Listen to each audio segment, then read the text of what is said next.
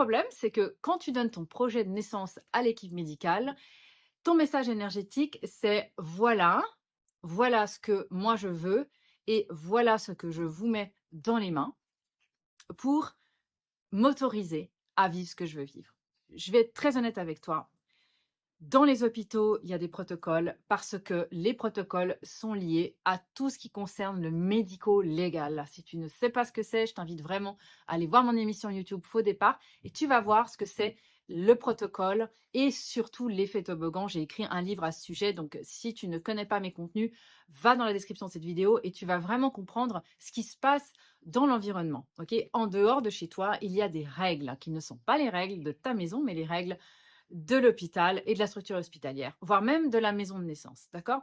Donc, tu peux arriver avec tous les plans de naissance que tu veux, tu vas forcément devoir passer par les règles de la maison et les règles de la maison dépendent de l'établissement, mais aussi de l'équipe qui sera là, parce que nous sommes dépendants du facteur humain. Donc, si aujourd'hui tu donnes ton projet de naissance à une sage-femme qui est dans la structure hospitalière, rien ne te garantit que c'est elle qui va l'avoir dans les mains le jour J.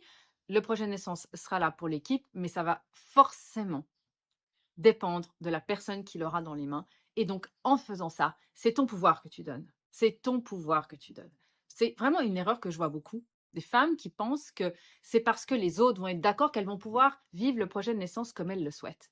Et donc, ce qui est très important de comprendre, c'est que le projet de naissance, il n'est pas fait pour donner à l'extérieur, il est fait pour toi.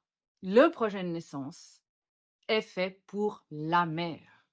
Oui, ça paraît peut-être surprenant, mais c'est comme ça que maintenant je travaille parce que je me suis rendu compte qu'un projet de naissance, s'il ne marchait pas, c'est tout simplement parce qu'on le donnait à l'autre personne qui l'avait dans les mains et du coup, on ne maîtrisait plus du tout la suite. Donc le projet de naissance, il n'est pas pour l'autre, il est pour toi. En fait, c'est comme un cahier de route, c'est comme un plan de vol pour toi. Ton projet de naissance va te guider pendant toute ton évolution de maternité.